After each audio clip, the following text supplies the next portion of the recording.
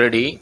Mr. Deputy Speaker, sir, I am grateful to you that you have come to a stage when we can wind up the debate.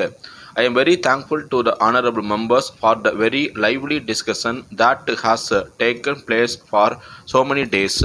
If I am right, I think this is the first time that the foreign affairs debate has aroused so much attention. It is said that over the years his practice had been given up, and many times the vital areas of government's activities like foreign affairs and defense were not taken for discussion and voted upon.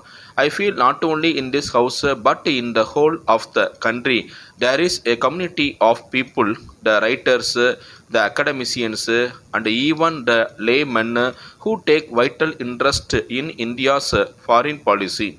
This is a very big compliment to India's tradition. I can only assure you that it will be my endeavor so long as I hold this charge to try to enliven the debate.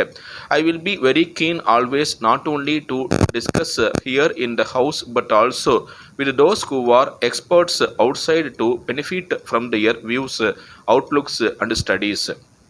In India, we have a heritage of foreign policy that represents the best of our culture. It also represents the views and the efforts of the master builders who built independent India. That is how our foreign policy was shaped. We did make many mistakes, yet those who were shaping the policies had both the canter and the courage to stand up in the house and to accept the mistake they made.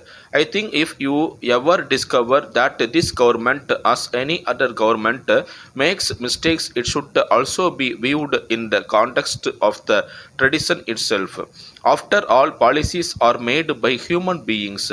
Therefore, policies and perceptions sometimes can go wrong.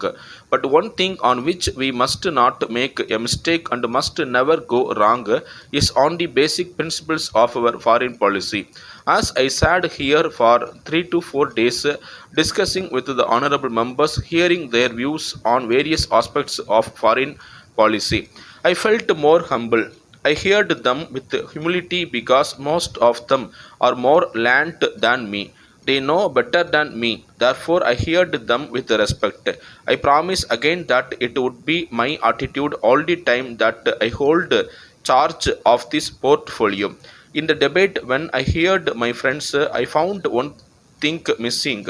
That was the perception of change that has taken place all over the world.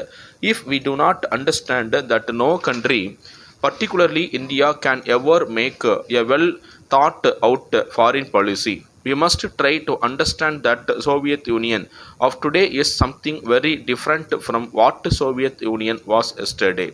I had the privilege of staying there for nearly 5 years as ambassador of this country. When I look at the basis of the policies, I perceive a good change there. This tremendous change should be and should have been the subject of debate here. There may not be a consensus on that.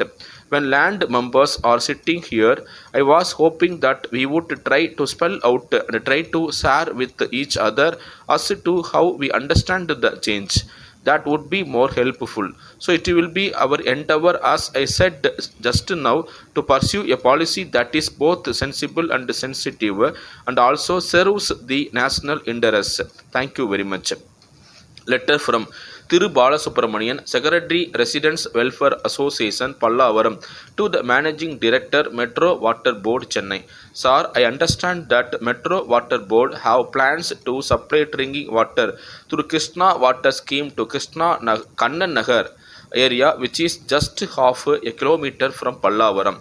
I am to mention that the residents of our area suffer from lack of potable water for quite a long time. The water that is now available is not fit for drinking as it is brackish and hard. At present, the residents are using mineral water for drinking purpose, which affects their monthly budget very much.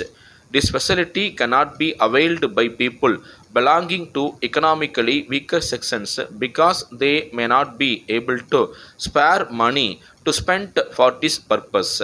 Hence, I would like to request you kindly to extend the Krishna water scheme to our area also when it is made available to our neighboring colonies. There are about 20,000 residents in this segment who lack drinking water facility. I wish to point out that this request has been taken up by our municipal chairman with the government last year itself. The then secretary to the government was also favorable to this proposal, but yet it is getting delayed for reasons not known to us. I am confident that you will do the needful in the matter. I request suitable early action by the government in this regard. Yours faithfully. Ready? Mr. Deputy Speaker, sir, I am grateful to you that you have come to a stage when we can wind up the debate. I am very thankful